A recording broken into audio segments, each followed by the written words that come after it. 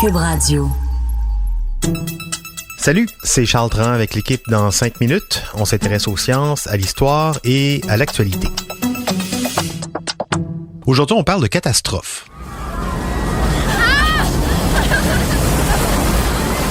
Le tout dernier rapport du GIEC sur le climat est sorti et sans surprise, on parle de changements radicaux à opérer dans nos activités humaines pour éviter une catastrophe d'ici quelques dizaines d'années. À voir comment on se comporte, il est fort à parier qu'on va devoir effectivement apprendre à gérer une certaine fin du monde. Connaissez-vous la collapsologie? La collapsologie, c'est très sérieux, c'est l'étude de l'effondrement de la civilisation industrielle et de ce qui pourrait lui succéder. C'est la science qui étudie en fait la fin du monde qu'on connaît. Pourquoi s'y intéresser? Parce que ça pourrait nous aider à mieux digérer les catastrophes qui nous pendent au nez. Oui, je sais, c'est déprimant, mais on est rendu là. Aussi bien essayer de faire avec.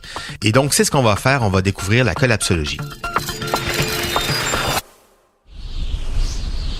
Le monde industriel, tout ce qui dépend du pétrole, pour moi, c'est déjà mort. C'est un mort-vivant. On n'en a plus que quelques années. C'est déjà la fin. Et l'idée de la transition, c'est de préparer de manière anticipée, justement, une fin trop brutale. Oui, pour moi, c'est déjà mort. Pablo Servigne et Raphaël Stevens, deux Français qui travaillaient dans le domaine de l'agronomie et de la biologie, se sont intéressés à comment on pourrait gérer le mieux possible l'inévitable, ce qu'ils ont vu, eux, dans le cadre de leur recherche, c'est-à-dire la montée des eaux, le réchauffement des températures, les réfugiés climatiques, les crises économiques et tout ce qui va avec. Ils se sont dit, il y a beaucoup de disciplines qui étudient ces changements par un prisme ou par un autre et leurs conséquences. Il faudrait trouver un moyen de les faire produire ensemble de la connaissance pour faire face plus facilement à ce qu'ils appellent l'effondrement de notre monde. Question de survie. D'où la naissance donc de ce concept transdisciplinaire de la collapsologie. Transdisciplinaire parce que ça fait appel à plusieurs sciences. Par exemple, l'anthropologie, la sociologie, les survivalistes, l'imaginaire, la violence, l'entraide, la coopération, la résilience. Ça fait appel aussi à la psychologie, les émotions, le deuil, le déni, à l'agriculture industrielle de masse, la monoculture, la surpêche, ou à l'inverse, la permaculture, l'agroécologie, les jardins partagés. La collapsologie, c'est également de l'économie.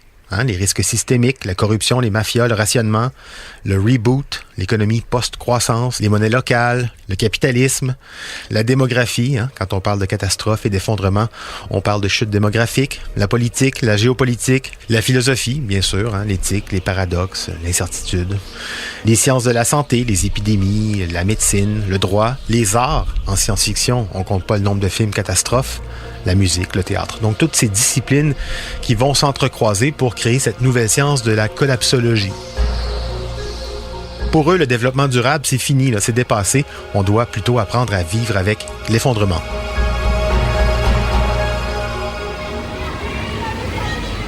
Mais, petite fleur dans le fumier, cet effondrement appelle une transition vers une nouvelle ère de l'entraide. L'entraide, là, c'est pas juste « tu me donnes un lift pour aller faire mes courses, s'il te plaît ». L'entraide, en économie sociale, c'est un concept économique. C'est l'échange réciproque et volontaire de ressources et de services au profit de tous. L'entraide, l'auto-organisation. À l'échelle locale, ça veut dire créer maintenant des modes de vie, des réseaux qui sont plus adéquats avec les réalités qui nous quittent.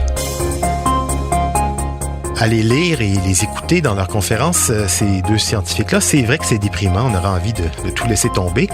Mais ce que dit Pablo Servigne, le chercheur là-dessus, c'est que justement de se retrousser les manches, agir, s'impliquer dans un projet social, communautaire, apprendre à survivre un peu, à cueillir des plantes comestibles, apprendre à survivre avec ses mains au lieu d'un téléphone, s'impliquer dans sa communauté, ça fait du bien et ça peut aider à supporter l'inévitable.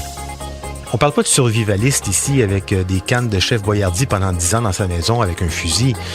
Eux appellent ça du catastrophisme positif. Ça paraît étrange, mais en même temps, c'est plus en adéquation avec les lois de la nature dans tout le règne animal, que ce soit des bactéries jusqu'aux sociétés humaines en passant par les plantes, les mammifères, les poissons, les reptiles. Il apparaît très clairement dans toutes les études que les organismes qui survivent le mieux aux conditions difficiles, ce sont pas ceux qui sont les plus forts, qui ont les plus gros fusils, qui ont les plus gros bras, ce sont ceux qui s'entraident le plus. Pablo Servigne sait de quoi il parle. Il a étudié le le comportement des fourmis dans le cadre de ses recherches en biologie. Il a également publié plusieurs livres.